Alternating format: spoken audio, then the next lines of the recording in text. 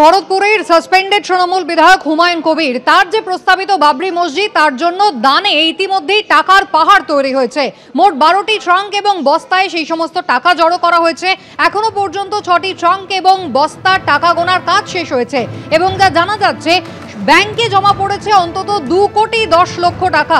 যদিও এখনো কিন্তু টাকা গোনার কাজ বাকি রয়েছে। হুমায়ুন কবিরের রেজিনগরের বাড়িতে 30 জনকে টাকা গোনার কাজে লাগানো হয়েছে এবং একই সঙ্গে দফায় দফায় টাকা গোনার কাজ সন্ধ্যে 6টা থেকে গতকাল শুরু হয়েছে, যার মধ্যে বেশ কয়েকবার টাকা গোনার মেশিন খারাপ হয়ে গিয়েছে। অন্য মেশিন এনে সেই টাকা গোনার কাজ চলছে।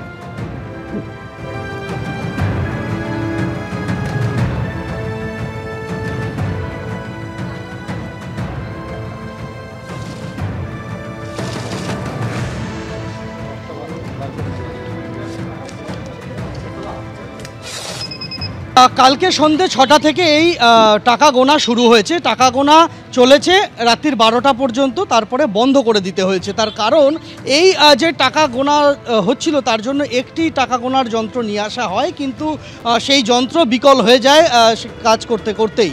আর যতদূর পর্যন্ত টাকা গোনা গিয়েছে বলে দাবি করছেন এই মসজিদ কমিটির সঙ্গে যুক্ত লোকজন এবং যারা এই টাকা গোনার সঙ্গে ছিলেন, তারা তাদের দাবি মোট 12টি ট্রাঙ্ক এবং বস্তা মিলিয়ে 12টি তারা সেখানে নিয়ে গিয়েছিলেন গোনার জন্য। অনেকে বিদেশি অর্থও দান করেছেন, অনেকে রিয়েল দান করেছেন সৌদি আরবের, কেউ মালয়েশিয়ার টাকা দান করেছেন, কেউ বাংলাদেশি টাকা দান করেছেন।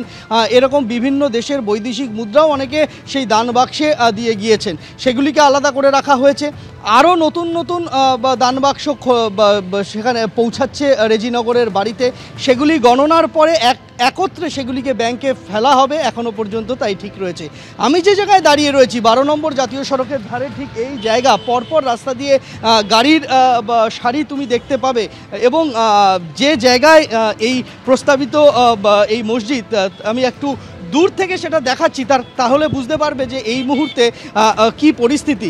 গোটা এই যে 3 কাঠা জায়গার মধ্যে এখনো পর্যন্ত এই মসজিদ নির্মাণের যে কথা রয়েছে, সেই জমির পার্শ্ববর্তী অন্যান্য যে জমি রয়েছে সেখানেও স্তূপাকার, এখানে ইট, অন্যান্য নির্মাণ সামগ্রী, টনকে টন সিমেন্ট, লোহার রড, বালি, সেই সমস্ত কিছু কিন্তু জড়ো হয়ে রয়েছে। আজও আসছেন মানুষজন, গাড়ি নিয়ে আসছেন এবং এসে তারা তাদের দান সামগ্রী এখানে দিয়ে যাচ্ছেন এবং রীতিমতো একটা উন্মাদনার পরিস্থিতি যেন তৈরি হয়েছে এই বেলডাঙ্গার এই অংশে। আমরা সেটা দেখতে পাচ্ছি।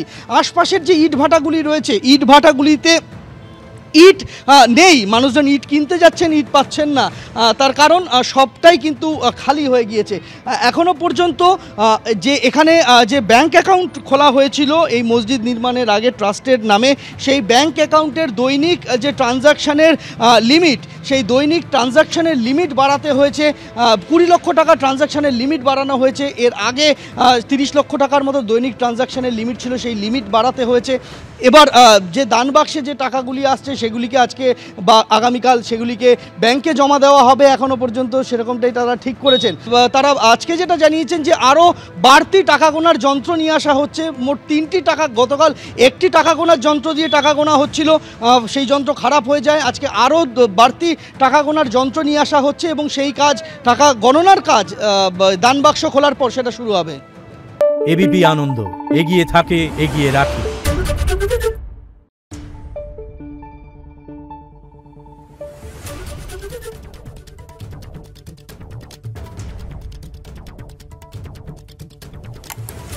Thank you.